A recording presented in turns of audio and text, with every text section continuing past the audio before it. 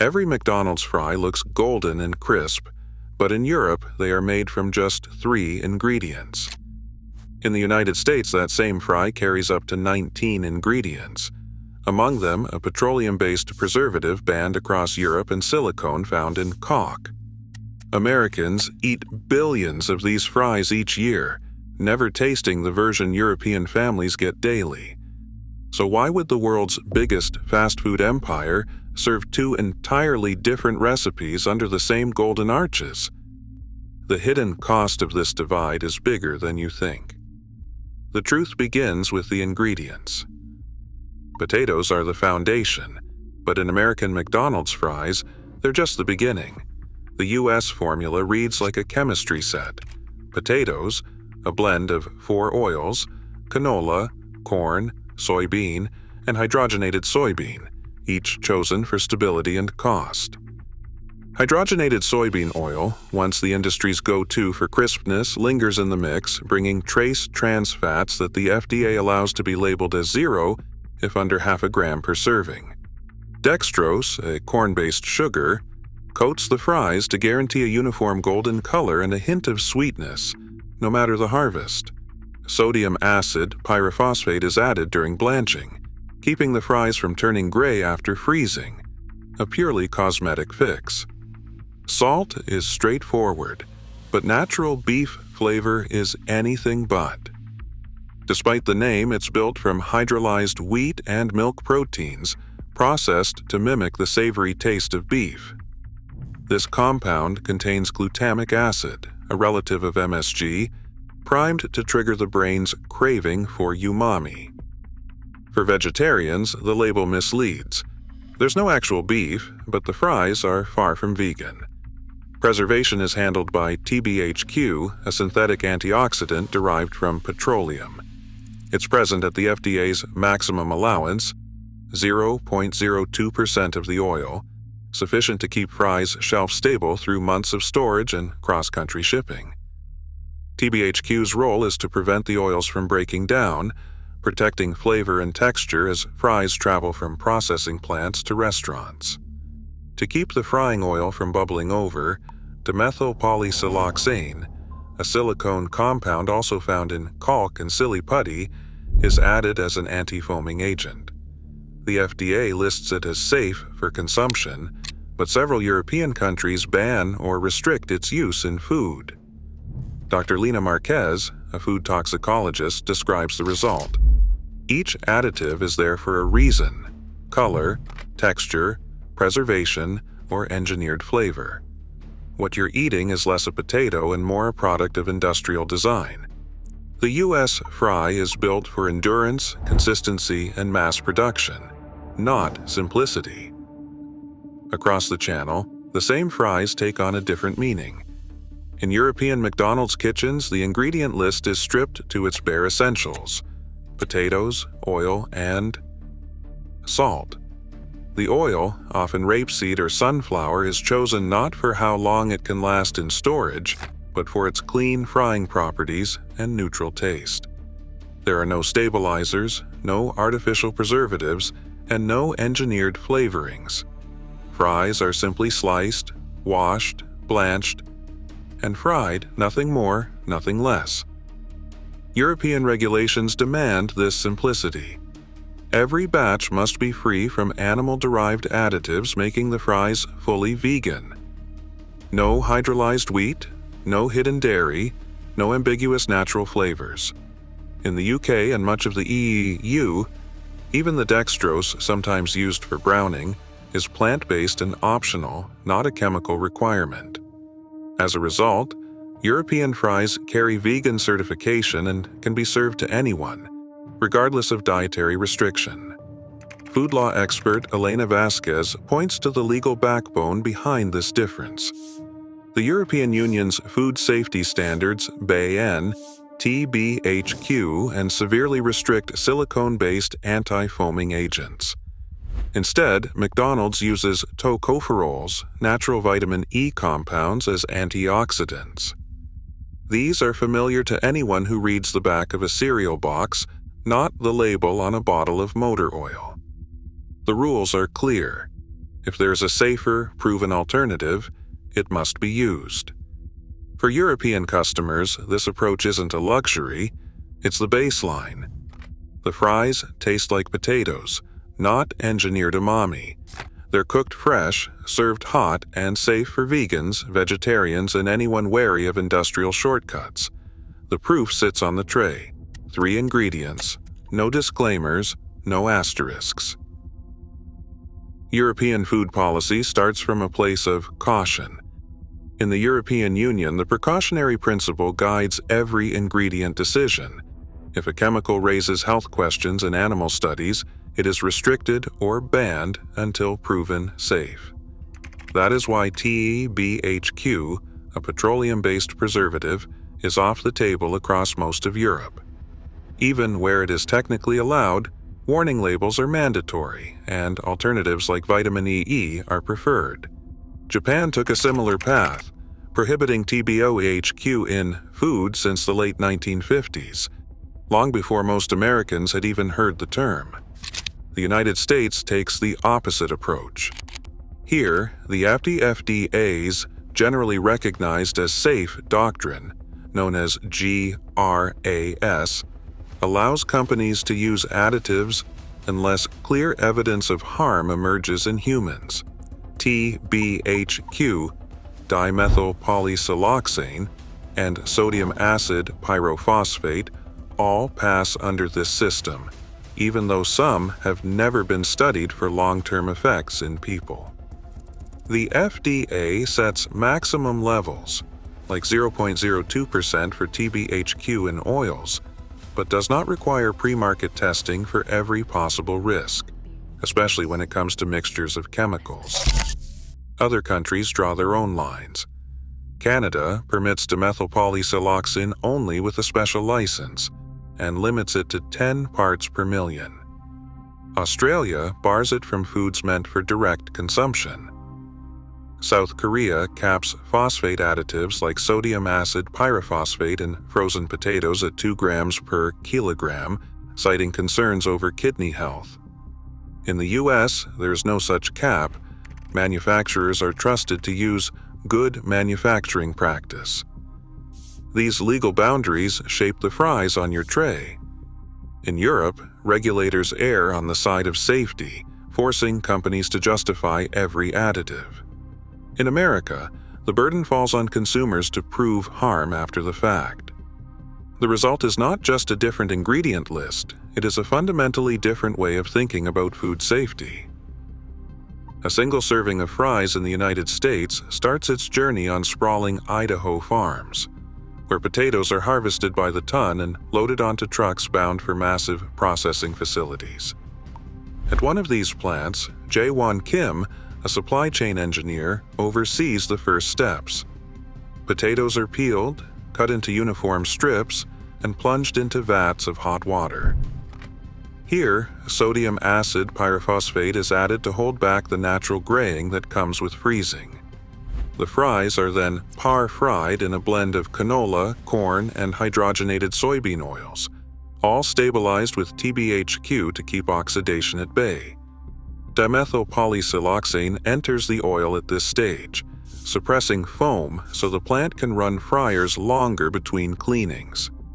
Once par-fried, the strips pass through a dextrose mist that guarantees a golden finish after their final fry. They are then flash frozen and funneled into industrial freezers, where they can sit for weeks before being sorted and packed for shipment. Pallets of frozen fries are loaded onto refrigerated trucks or rail cars, sometimes traveling over 1,000 miles to reach McDonald's regional distribution centers. From there, they may spend additional weeks in storage, waiting to be dispatched to one of over 13,000 U.S. restaurants. The entire process, from field to fryer, can stretch to nearly 2 months before a fry lands in a customer's order. In Europe, the process is condensed. Potatoes are sourced regionally, processed and par-fried within days, and distributed to restaurants typically within 200 miles. Without TBHQ or silicone oil, the fries must move quickly. Turnover happens in a week or less.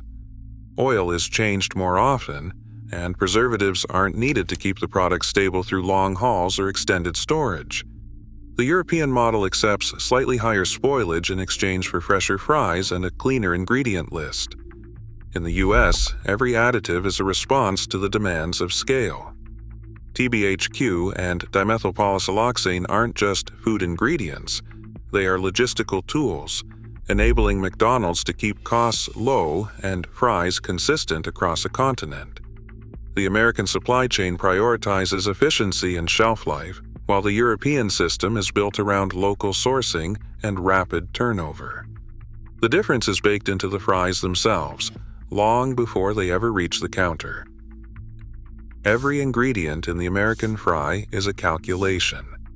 The numbers behind those choices reveal a motive that's hard to ignore.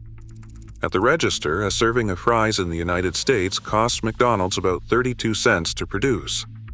In Europe, the same portion, made with only potatoes, oil, and salt, runs about 35 cents. 3 pennies separate the American formula from its European counterpart. The difference isn't in the potato or the salt, it's the cost of skipping the preservatives and additives that keep fries fresh for months, not days. Scale that 3-cent gap across the country. McDonald's sells around 9 million servings of fries each day in the US. Alone, that's a daily savings of $270,000. Over the course of a year, the company pockets an extra $98.5 million by choosing the cheaper, chemical-heavy recipe. That figure is less than 1.5% of McDonald's annual profit, which hovers near $7 billion. For a company of this size, the savings are a rounding error, barely a blip on the balance sheet. But in the boardroom, it's enough to justify keeping the American supply chain locked into a system built on additives. Franchise owners have no say in the matter. Contracts require them to buy from approved suppliers, using the exact formula dictated by headquarters.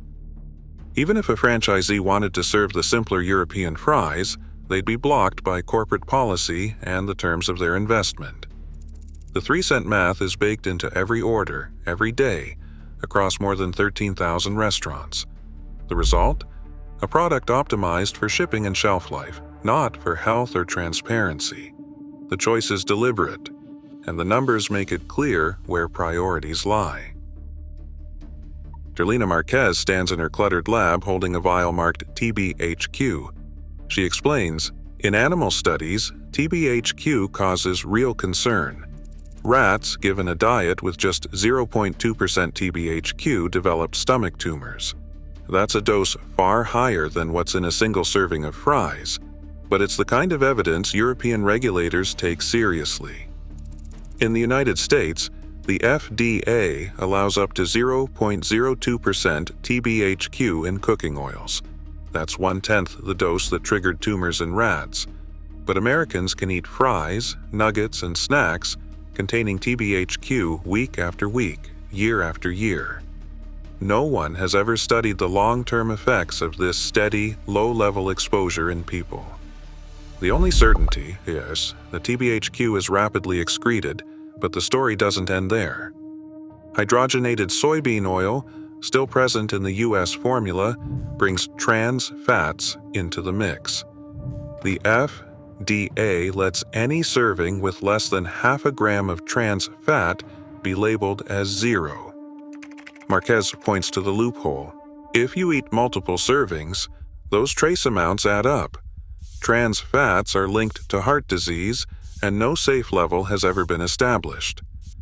Dimethylpolysiloxane, the silicone-based anti-foaming agent, is another wild card. Animal studies suggest it's inert, passing through the digestive system unchanged. But Marquez is blunt. We have no long-term human data. It's approved because it doesn't cause immediate harm, not because it's proven safe over decades.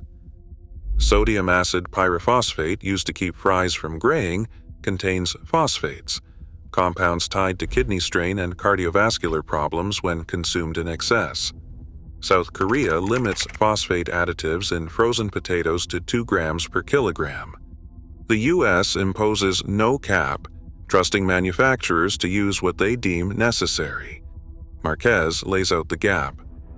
The U.S. system treats each additive as safe until proven otherwise, but no one tests the effects of all these chemicals combined, eaten by millions of people over a lifetime. That's the real unknown. She pauses, then adds, "When you eat fries in America, you're not just eating potatoes. You're eating a chemistry experiment, one that's never been fully tested on humans. The numbers are stark, but the personal risks are hard to pin down. Animal data shows what's possible. Regulatory loopholes explain why it's allowed. What's missing is certainty, and that's what sets American fries apart. Fresh-cut potatoes, oil, and salt. That's all it takes at Five Guys. Their fries skip the preservatives, the anti-foaming agents, and the engineered flavors. Every batch starts with whole potatoes, peeled and sliced in-house, then fried in pure peanut oil. The result is a fry that tastes like a potato, not a chemistry experiment. The price? About the same as McDonald's. A regular serving at Five Guys costs a bit more at the counter, but the ingredient list is as short as it gets. In-N-Out keeps it just as simple. Russet potatoes, sunflower oil, and salt. No artificial colors, no flavor enhancers, no preservatives, just fries made to order. These chains prove that national fast food brands can deliver fries with nothing extra, even with supply chains that reach across states. The difference comes down to priorities, not logistics. Making real fries at home takes less than an hour. Russet potatoes, a good oil, like avocado or peanut, and a pinch of sea salt. Cut the potatoes into strips, soak them in cold water to wash away excess starch, then dry them thoroughly. Fry once at a lower temperature, let them rest, then fry again hotter for crispness. Drain on paper towels and season while they're still warm. The cost for a batch that feeds four? $3 to $4, less than half the price of a large order at most fast food chains. No additives, no hidden ingredients, just the flavor of fresh potatoes and salt. For those who want to see change, the next step starts outside the kitchen. Skip the fries at chains that won't simplify their ingredients. Choose places like Five Guys or In-N-Out that prove simple fries are possible. Share ingredient lists online. Tag companies, and ask why American customers can't get the same fries served daily in Europe. File a complaint with the FDA or contact McDonald's directly. Companies track every message, every shift in sales. When customers walk away, recipes change. The proof is everywhere.